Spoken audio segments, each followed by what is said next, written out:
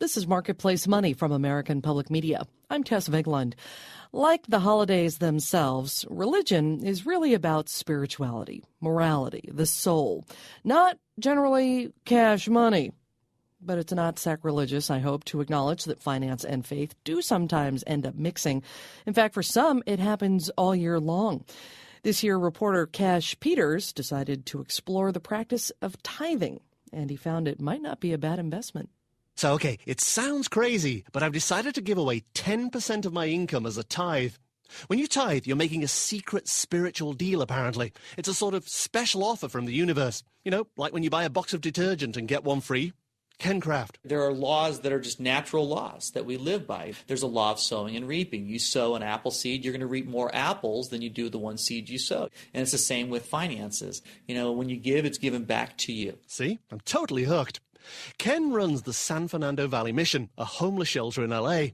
Unfortunately for him, though, tithing is not about giving to charity. Not according to Paul Kay of the website tithing.org, anyway. Tithing, as we look at it, is giving back to the source of your spiritual teachings. You're not giving to a person, you're not giving to an organization. You are giving to God. And for most people, I guess, that means they tithe to their place of worship. By the way, that's tax deductible. But it could be to anyone, really, who makes your life better. Here's the first problem, though. If I give 10% of my income away, and stay with me here, won't I then be 10% poorer? I would look at it as, actually, I'm richer than before I gave.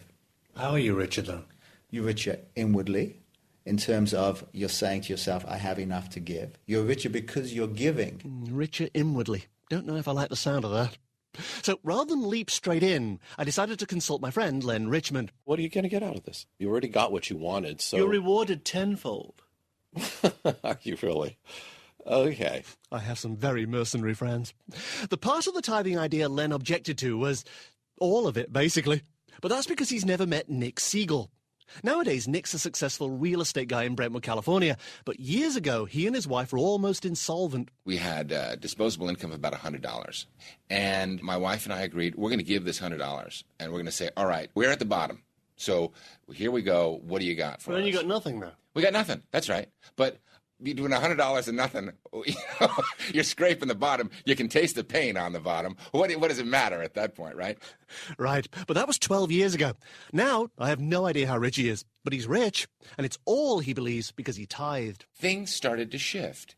Suddenly there was a deal where there wasn't a deal. And suddenly I had a new client.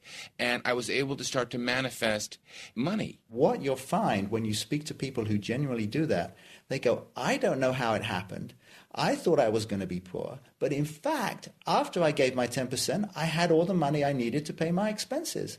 This is a common experience among people who tithe. It's a con job. How are they going to confirm you're going to be rewarded for something? There's no way you can confirm it, so they're conning you by giving you something that you can never verify. Oh, dear.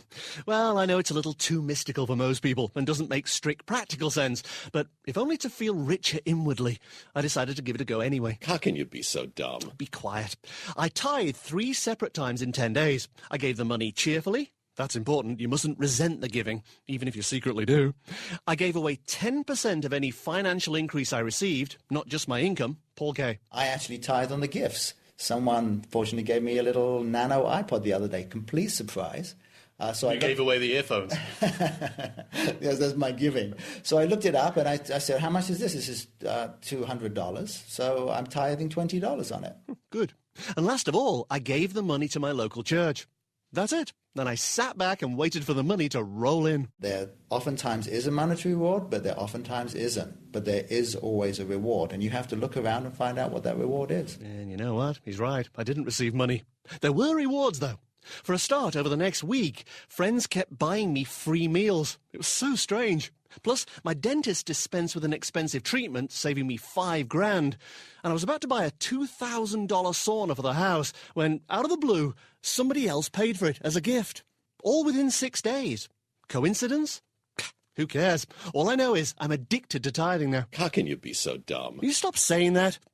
And I'm going to keep doing it till I'm as rich as Nick Siegel, or until I, too, live at the San Fernando Valley Homeless Shelter on Easy Street.